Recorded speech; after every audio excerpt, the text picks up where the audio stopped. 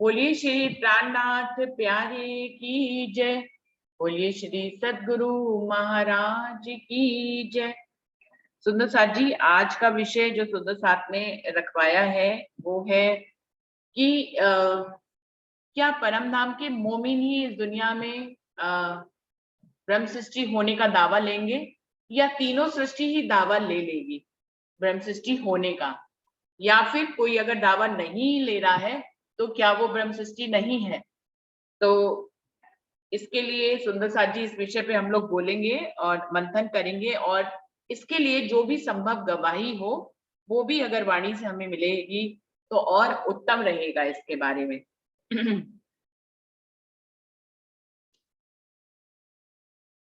कौन कौन आया है बोलने के लिए? कौन पहले आएगा? विमला दीदी आप बोलेंगी?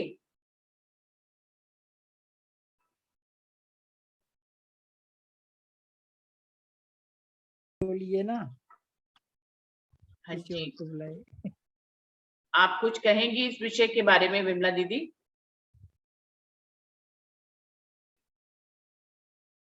आपने माइक खोला है, आप कुछ कहना चाह रहे हैं? चलिए सुंदर साथ जी आगे बढ़ते हैं। आज कम सुंदर साथ हैं तो कैसे इस विषय को हम लोग चलाते हैं। हाँ जी विमला दीदी आपने माइक खोला, आप कुछ कहना चाह रहे हैं?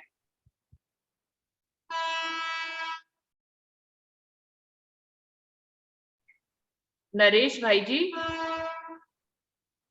नरेश भाई जी आपने ज्वाइन किया है, मुझे आपका आप नाम नहीं लिखते तो मुझे समझ में नहीं आता है कि आपने ज्वाइन किया है या नहीं। बिंदी के रूप में तो आप हैं, दिख रहे हैं। नरेश भाई जी,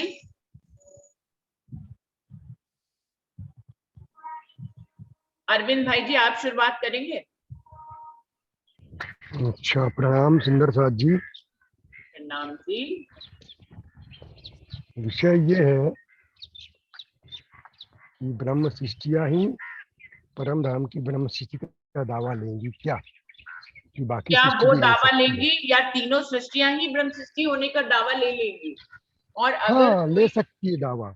हाँ, और अगर कोई दावा दावा ले नहीं सकती। ले रहा है तो क्या वो ब्रह्म सृष्टि नहीं है? ये है विषय पूरा। हाँ, ये पूरा विषय यही है। तो इसमें तो कई जगह प्राणनाथ जी ने वाणी में एक जगह लिखा भी हुआ है कि जो कदी तय आई नहीं, जो कदी तय आई नहीं तो में हक का हुक्म, इलम दिया तो सो कुज्जत दी तो को अर्श की, कुज्जत दी तो को अर्श की, देकर अपना बेशक इलम। ये क्या श्रृंगार ग्रंथ की 21 प्रकरण की मेरे ख्याल से 2 चौपाई है।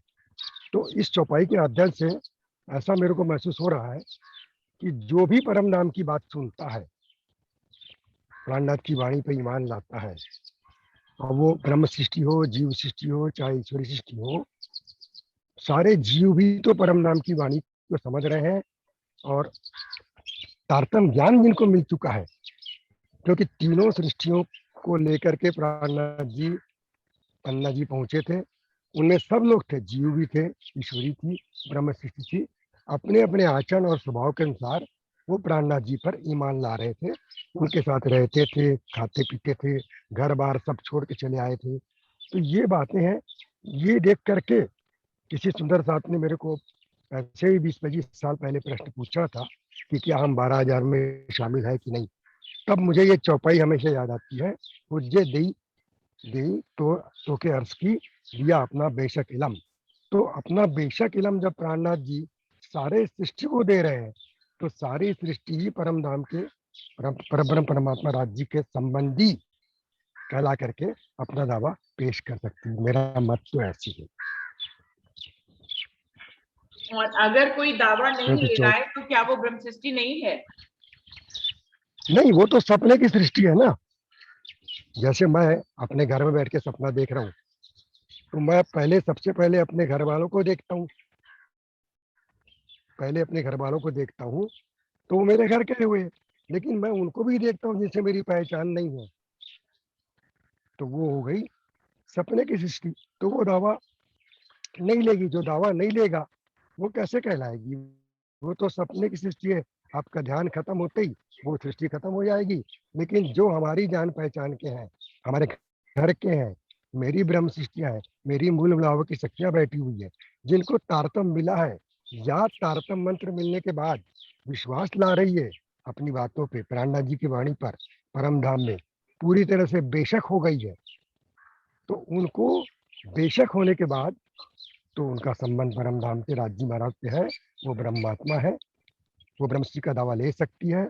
ये तो प्राणनाथ जी चौपाई में ही लिख दिया है, क्योंकि उनको हुक्म दिया हुआ है, हुज्जत दिया है, सब कुछ दिया हुआ है, अरस की लज्जत मिल रही है, सब ले रहे हैं वो, तो वो भी ब्रह्म सृष्टि की जमात में अपने आप आ जाएगी वो, मेरा ऐसा ख्याल है। क्योंकि वाणी भी यही कह रही है कि कई लोग कहते हैं हमारा 12,000 में नंबर है कि नहीं, तो उनके लिए मैंने वाणी खोजा था, तो वाणी मेरे को मिल गया ये चीज, तो इसको मैं पढ़ना, वो प्रश्न भी आज का ऐसी आपका आ गया। लेकिन जो नहीं मानती, परमात्मा को मानती ही नहीं, ईश्वर परमात्मा किसी को नहीं मानती है ना, वो केवल हमारे ध्यान की सृष्टि है, हमारा ध्यान खत्म होती खत्म हो जाएगी, वो तो लीला के लिए हमारे साथ हुआ है, उनका साथ हुआ है बस। बाकी मेरे ख्याल से कोई उसका अस्तित्व परम धाम में रहेगा नहीं, क्योंकि सत्य का अस्तित्व सपना तो हो ही नहीं सकता कभी भी।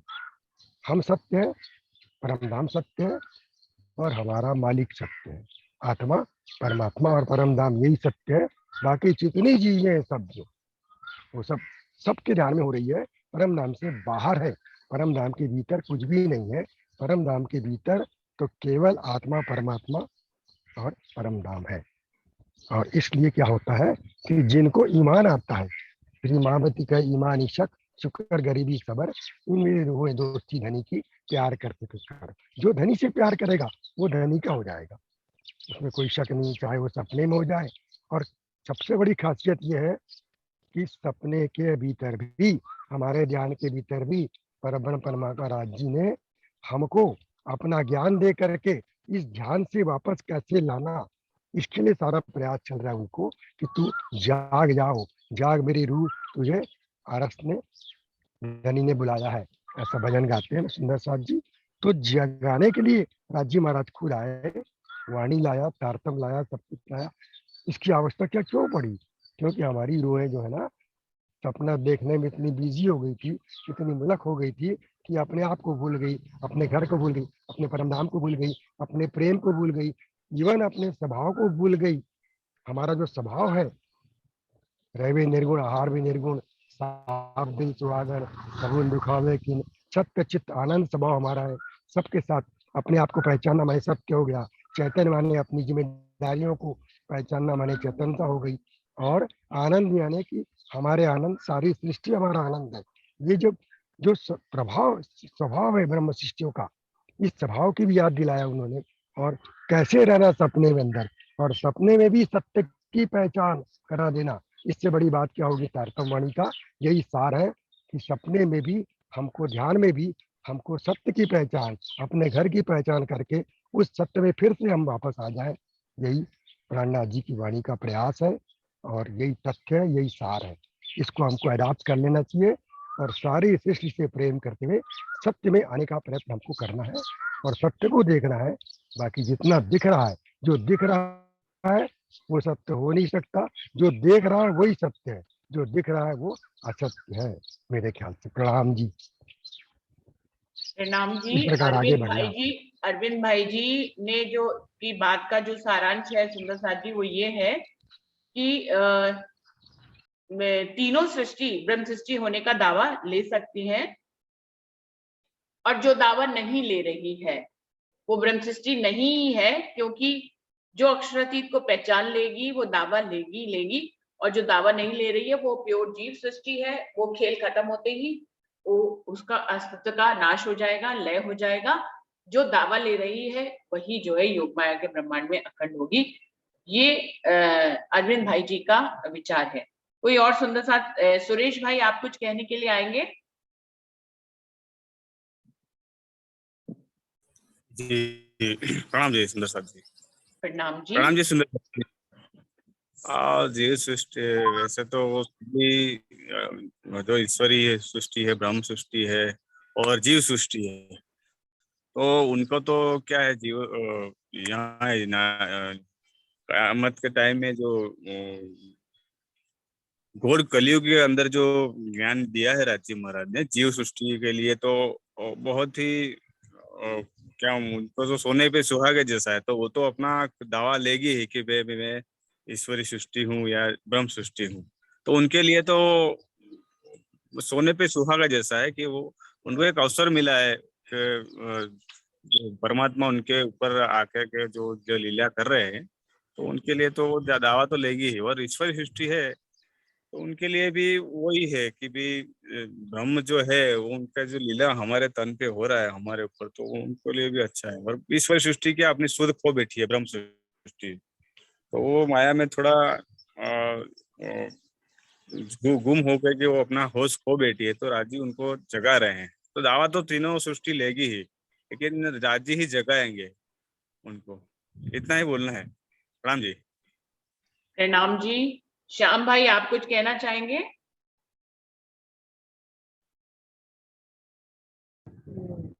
नहीं दीदी, आज हम कुछ नहीं बोलेंगे। ठीक है, प्रणाम जी हेलो, श्याम भाई, प्रणाम जी। प्रणाम जी, प्रणाम प्रणाम प्रणाम दीदी, जी। प्रणाम। अच्छा। मंजू दीदी, आप कुछ कहना चाहेंगे? मीनू दीदी, मंजू दीदी, आप में से कोई कुछ कहना चाहेंगे इस विषय के लिए?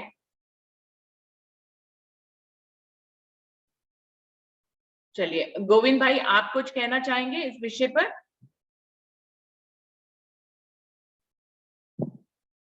गोविंद भाई जी।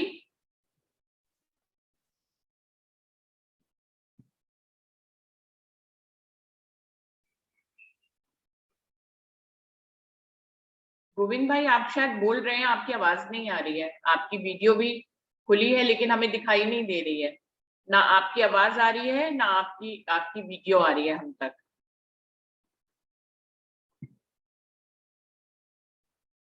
गोविंद भाई जी, हम तक कुछ भी नहीं आ रहा है, आप बराबर लगातार बोल रहे हैं। हाँ जी।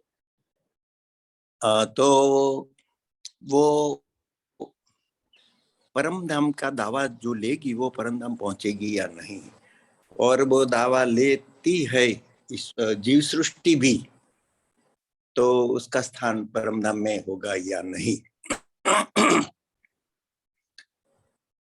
और नहीं लेती है तो इसका क्या है, कुछ ऐसा मतलब का ये सब्जेक्ट है।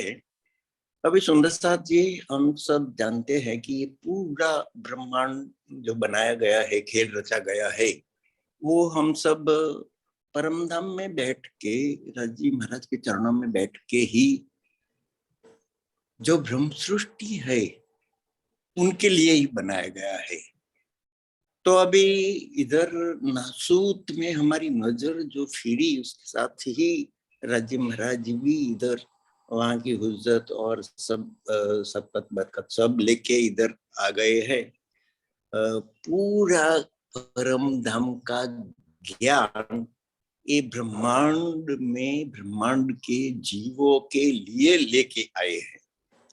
ब्रह्म सृष्टि जो होगी वो तो हमें मालूम ही है, वो स्वयं स्पष्ट कहीं न कहीं उनका मिलाप वाणी से हो ही जाएगा, और वो दावा लेगी ही। ब्रह्म सृष्टि तो दावा लेगी ही, इसमें कोई शंका का समाधान नहीं है।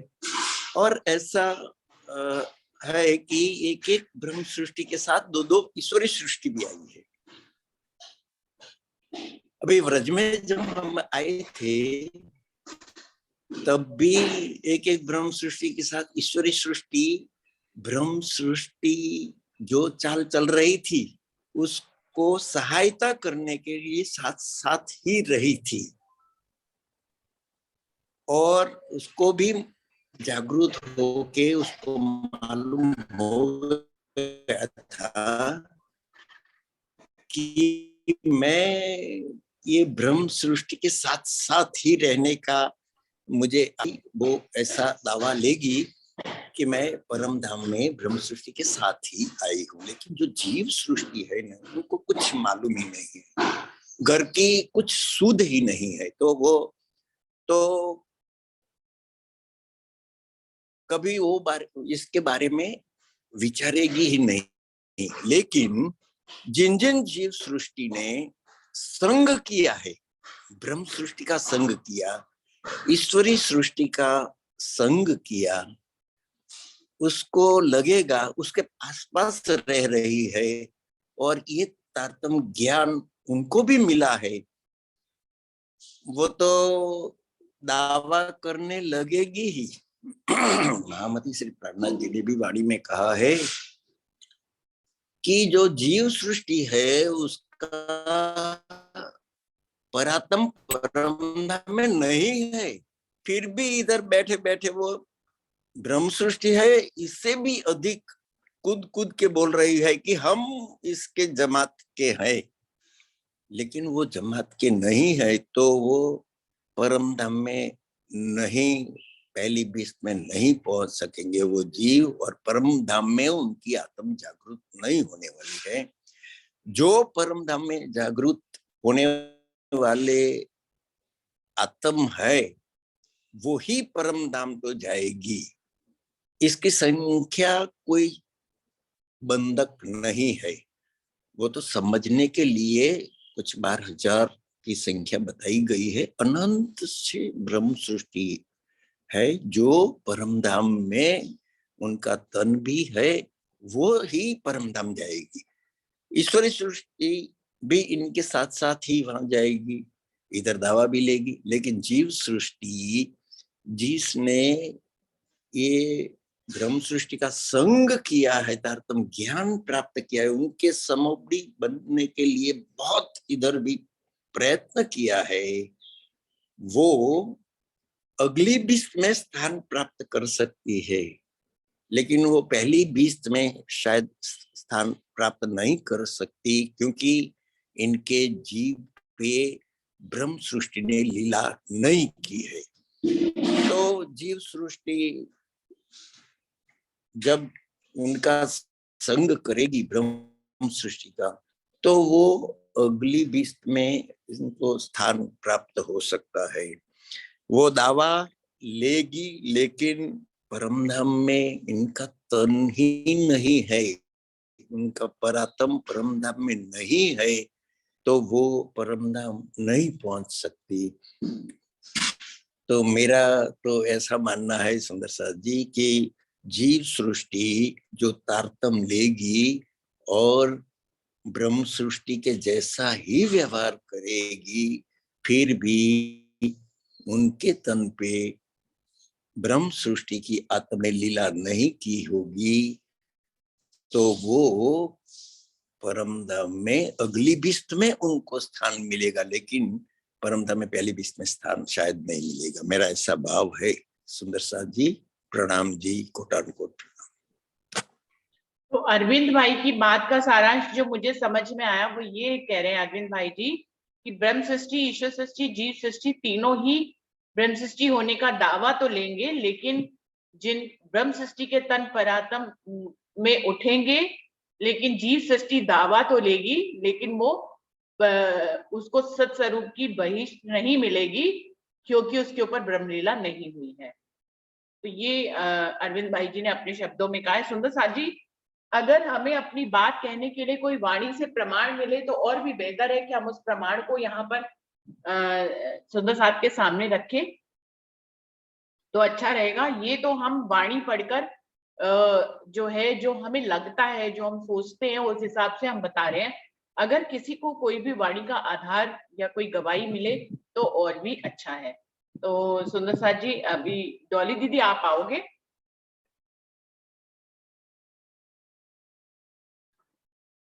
डॉली दीदी। प्रणाम जी, प्रणाम जी। प्रणाम जी।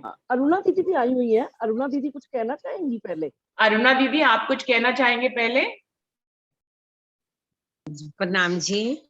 प्रणाम जी। नहीं नहीं, मेरे को तो सुनना ही था, पर कोई बात नहीं, चलो आप लोग कह रहे हो तो मुझे भी ये बात, तो वही बात है, वाणी की छुपैयां मेरे को भी नहीं पता अभी इतनी, पर हाँ तीन बात का दावा लेंगे, तीनों सृष्टियां दावा लेंगी।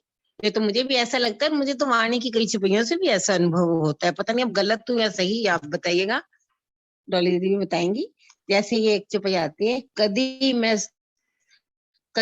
100 वर्ष रहो साथ में, धनी अनुभव सो बेर, मूल अंकुर दया बिना लेकर डाले अंधेर। यानी कि मुझे ये लगता है भाई मेन तो ब्रह्म सृष्टि वही है जो वहां जिनकी परात्म परम धाम में बैठी है। ब्रह्म सृष्टि तो वही कही जाएगी जो परात्म जिसकी, और उसको ना तो कोई हटा सकता, ना कोई औरों को बना सकता, ना कोई दूसरी सृष्टि जा सकती वहां। उनके तनी तो वहां जागृत होते हैं, परात्म ही तो वहां जागृत होनी है अपनी आत्मा वहां पहुंच के। तो ब्रह्म सृष्टि तो वो है ही, बाकी दावत सब लेंगे। इस चुपई से भी मुझे यही लगता है, और एक आधी और चुपई है जिससे मुझे यही लगता है कि तीनों सृष्टियां दावा लूंगी। गुनाह यही सबन पर ये जो झूठी सकल जहान, दावा किया वाहिदत का पछतासी हुए पहचान। तो इससे भी मुझे यही लगता है कि तीनों सृष्टियां दावा लेंगी, तब उनको पता लगेगा अरे हम ब्रह्म सृष्टि नहीं है, तब उनको थोड़ा पछतावा भी होगा। ऐसा कुछ शायद ये भाव कह रही चुपई, और आप लोग बताइएगा। मतलब मुझे भी यही लगता है, और बाकी जो दावा नहीं लगी उसका क्या होगा ये मुझे नहीं, इसकी कोई चुपई नहीं मेरे पास, मेरे को मिली। आप लोग बताइए, बस इतना ही। प्रणाम जी, प्रणाम जी। प्रणाम जी, प्रणाम जी। बहुत अच्छा, आपने 2 चौपाइयाँ तो बताई कि दावा लेंगी या नहीं लेंगी। तो मेरे हिसाब से, प्रणाम जी सुंदर साथ जी, आज का विषय जो है कि क्या तीनों सृष्टि दावा लेंगी, और अगर ब्रह्म सृष्टि अगर दावा नहीं लेती तो क्या वह ब्रह्म सृष्टि नहीं है। मैं पहले प्रश्न का पहले उत्तर दूंगी कि वो तो सबने यही बताया कि दावा तो सब करेंगे, लेकिन अपनी अपनी पहचान के लिए भी वाणी में ब्रह्म सृष्टि की पहचान की बहुत सी चौपाइयां हैं, जो अगर दावा लेती है और आत्म मंथन करेंगी वाणी से, तो उनको अपने स्वरूप की भी पहचान हो जाएगी। संसार को तो, क्योंकि जैसे क्या है ना कि महामती जी ने क्या कहा है कि क्या देखी रे मैं दुनिया, जो इनको न किया अखंड।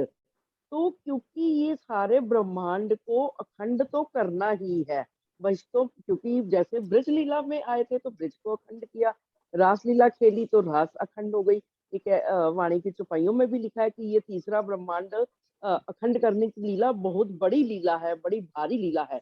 लेकिन ये जो प्रश्न है कि दावा करने वाला, तो वो अभी हमने जुगलदास जी की पाती में पढ़ी कि ब्रह्मंगना का जब तक हम दावा नहीं लेंगे, तब तक हमें वो गुण जो ब्रह्म सृष्टि के लक्षणों के रूप में बताए हैं, वो हमें समझ नहीं आएंगे और ना ही हम उन गुणों को अपना पाएंगे। इसलिए दावा लेना तो जरूरी भी है कि जब तक हम उस राह, जैसे क्योंकि ज्ञान तो सारे संसार को मिलना है। ये ब्रह्मवाणी का ज्ञान कहते हैं ना, कहती हूँ उम्मत को सुनसी सब संसार, मकसूद तिनका होयसी जो करसी ए विचार। तो ब्रह्म सृष्टियां जो होंगी वो तो जरूर विचार करेंगी ही करेंगी। इनको क्योंकि सुन्नत जमात भी कहा गया है कि जो सुन करके ही अपनी पहचान कर लेंगी और धनी से दूर नहीं रह पाएंगी, और उन्हें पूर्ण ईमान आ जाएगा कि हाँ वास्तव में मैं परम धाम से ही आई हूँ और ब्रह्म सृष्टि हूँ। जो ईश्वरीय सृष्टि होगी उसमें भी ईश्वरीय सृष्टि का क्या अभिप्राय, क्योंकि जिसमें ईश्वरीय गुण होंगे कि जो सामान्य जीवों से थोड़ा हटकर होगी, कि वो धर्म में, उपासना में, सब में उसका ध्यान होगा। तो इसलिए ईश्वरीय सृष्टि भी दावा लेगी। लेकिन क्योंकि जो असल है, जो जहां से आया है, ऐसी भी वाणी में चौपाइयां आती हैं कि ब्रह्म सृष्टि परम धाम लो, सृष्टि ईश्वरी सृष्टि अक्षर लो और जीव सृष्टि वैकुंठ लो। मतलब वैकुंठ से आई है, लेकिन वो ये, और अंत में जो बहिश्तों में स्थान मिलना है वो तो सारे संसार के लिए बनी है बहिश्तें। और वाणी की तो अनेक ऐसी चौपाइयां हैं कि जहाँ हमें सारी याद तो नहीं है, किंतु हमें प्रमाण मिलता है कि जैसे कह रहे हैं ना कि ब्रह्म सृष्टि के चरण सुखदेव जी को भी नहीं मिल सके क्योंकि उनकी अंकुर नहीं था। क्योंकि कहते हैं ना कि जाकी असल हक निस्बत, जिसकी निस्बत होगी, ये ब्रह्म सृष्टि के चरण भी उन्हीं को मिलेंगे, ब्रह्म सृष्टियों का संग भी उन्हीं को मिलेगा। जैसे अभी अरुणा जी ने भी कहा ना कि जो ब्रह्म सृष्टि होगी उसके कानों तक तो वाणी पहुंच ही जाएगी किसी ना किसी माध्यम से। ये मेरा भी मानना है कि जो ब्रह्म सृष्टि है वो कहीं ना कहीं से उसका संबंध स्वयं ही ब्रह्म से होने का मार्ग खुलता जाता है, क्योंकि उसमें ब्रह्म तत्व है। और जो ईश्वरीय सृष्टि है वो भी धर्म के मार्ग पर चलेगी, लेकिन आज तो देखने में ऐसा आता है कि ईश्वरीय और ब्रह्म सृष्टि से ज्यादा अधिक धर्म कर्म जीव सृष्टि भी कर रही है। तो उनके लिए भी चुपाइयां यही है, ताए नए अंकुर जो कर देसी, क्योंकि ज्ञान सबको मिलना है। तो अंकुर भी जागृत भी हो सकता है कि वो ब्रह्म सृष्टि यहाँ बैठे बैठे परम धाम को देखेगी, चर्चनी के माध्यम से, चितवनी के माध्यम से समझ भी लेगी। किंतु जो निर्णयात्मक रूप है कि वो उसे परम धाम में, क्योंकि उसका मूल तन नहीं है, इसलिए उसको बहिष्ठों में उत्तम जीवों की आधार पर उनको वैसी ही बहिष्ठ मिलेगी। तो सुंदर साथ जी, विषय गहरा भी है। और अगर हम वाणी के आधार पर करें, चौपाइयां हमें बहुत सारी याद नहीं है भी और नहीं है, जो हम बता नहीं पा रहे हैं। लेकिन उसका सार यही है कि दावा तो सारा संसार जो जो इस ज्ञान के संपर्क में आएगा वो तो दावा करने के योग्य भी हो जाएंगे कि हाँ, हम भी ब्रह्म सृष्टि हैं। लेकिन असल रूप में तो उनकी परात्म यानी और स्वयं धाम धनी ही जानते हैं कि जो सृष्टि परम धाम से आई है उसी को परम धाम में जाना होगा, और जो ईश्वरीय सृष्टि है उसको अक्षरधाम में उसका स्थान है, और जो जीव सृष्टि है तो वैकुंठ की। लेकिन इस खेल में ब्रह्म सृष्टि के आने के कारण उसे भी अखंड मोक्ष प्राप्त हो जाएगा। प्रणाम जी। प्रणाम जी। और कोई सुंदर साथ कुछ कहना चाहेंगे इस विषय पे? अमित जी, आप कुछ कहना चाहेंगे?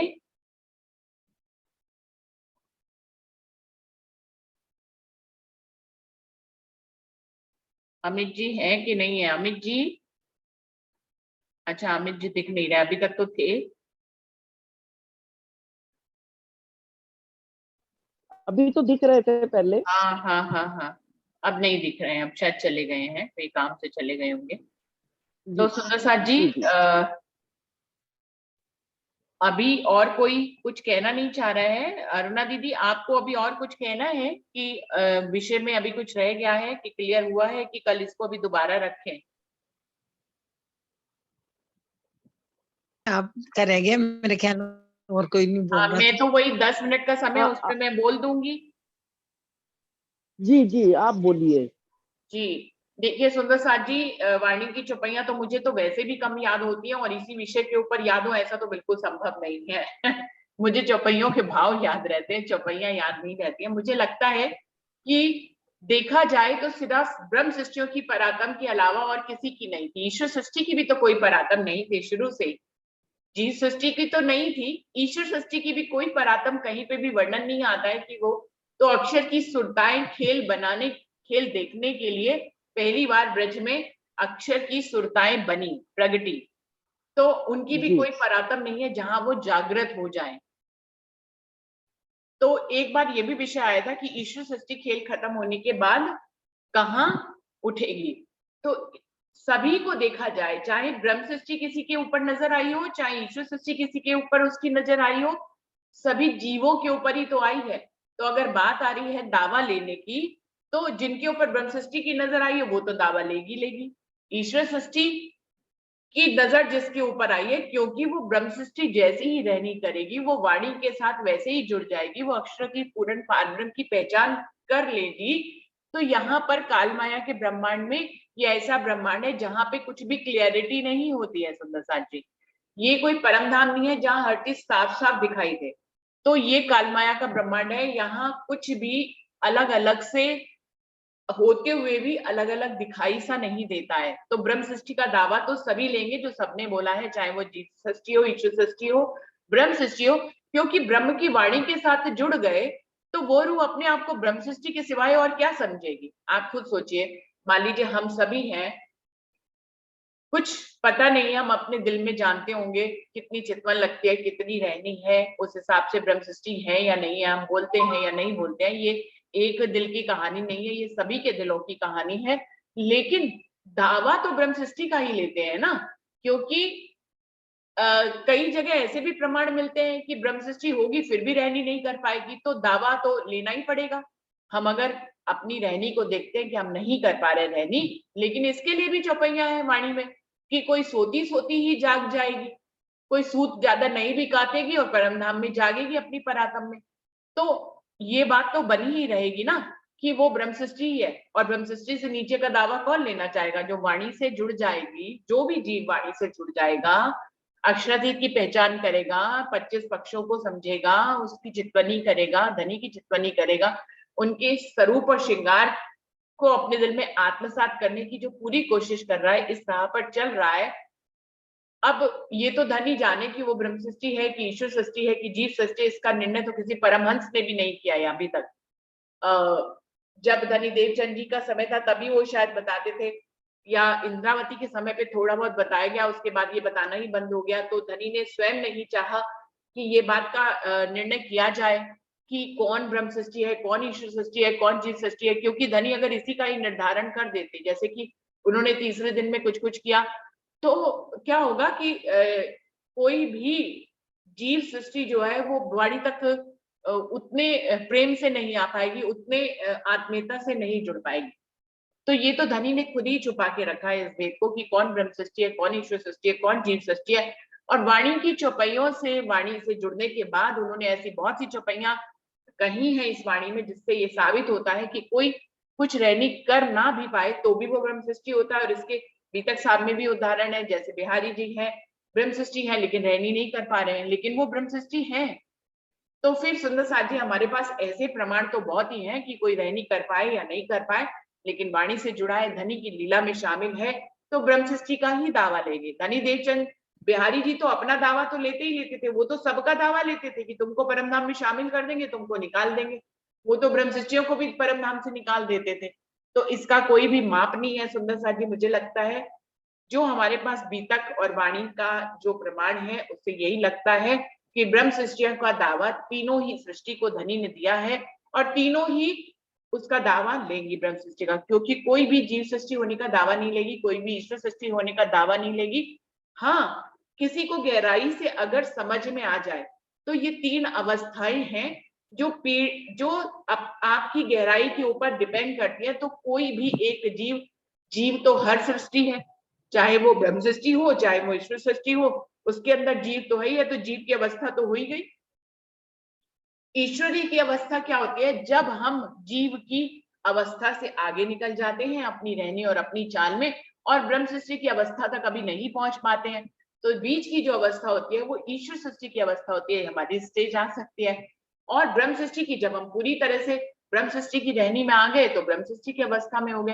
तो जीव टल होसी आत्म, इसकी भी चौपाई है, जीव टल होसी आत्म, कि जीव ही एक दिन ब्रह्म सृष्टि हो जाएगा। जैसे कि मरु के जीव और देवापी का जीव का उदाहरण दिया है धनी ने। मरु और देवापी शुद्ध जीव थे, वो कोई ब्रह्म सृष्टि नहीं थे, लेकिन उन्होंने कसनी करके अपने ऊपर ब्रह्मलीला धनी से मांग ली, उनके ऊपर ब्रह्मलीला हुई। तो उनके ऊपर, एक के ऊपर श्यामा महारानी की आत्मा आई, एक के ऊपर इंद्रावती की आत्मा आई। फिर ये दोनों ही स्वरूप जो जीव थे वो आत्म स्वरूप हुए, जो चौपाई में कहा गया कि जीवटल होसी आत्म। जीव जो है अपनी कसनी से, उसने इतनी कसनी करी कि उसके ऊपर ब्रह्म सृष्टि की नजर पड़ी, उनके ऊपर सुंदरबाई की नजर पड़ी, उनके ऊपर इंद्रावती की नजर पड़ी, और फिर जीवटल होसी आत्म हो गया, और फिर आत्म भी परात्म स्वरूप हो गया। इन दोनों के ऊपर स्वयं अक्षरातीत पूर्ण पारब्रह्म अपनी शक्तियों के साथ बैठे, तो इनके अंदर ब्रह्मलीला भी हुई, ये मोहम्मद भी कहलाए। तो ये तो इन दोनों जीवों की जो बीतक में वर्णन आता है उसके हिसाब से ऐसा लगता है कि एक जीव कसनी करके अपने ऊपर ब्रह्म सृष्टि की नजर ला सकता है, तो वो दावा ले सकता है। इन दोनों की ही गवाही मैं दूंगी, किसी और की गवाही चलेगी ही नहीं। हमारे सामने बीतक में इन दोनों का ही प्रमाण है।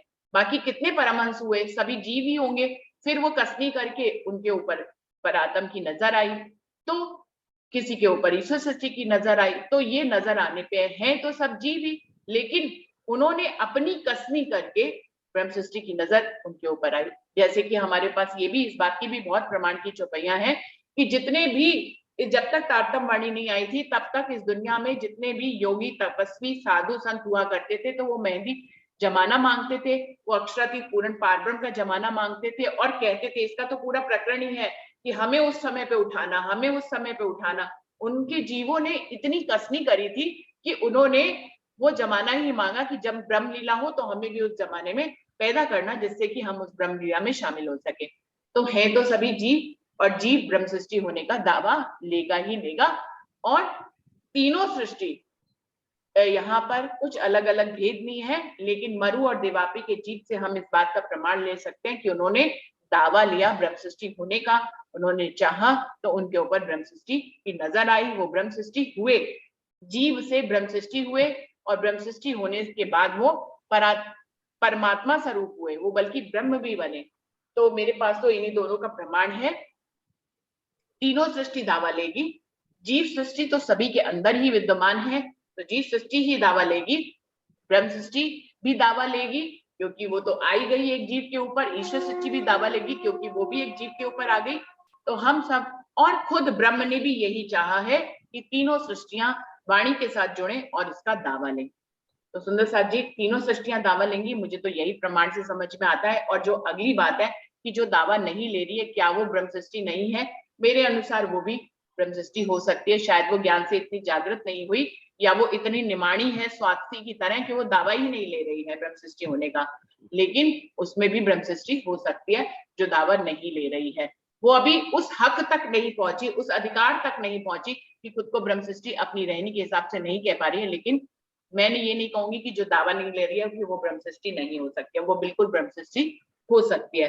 तो मुझे तो यही समझ में आ रहा है, प्रमाण के रूप में मरु और देवापी के जीव की बात मुझे समझ में आ रही है, जो मैंने आपके सामने रखी है। बाकी और सुंदर साथ बताएंगे कि ये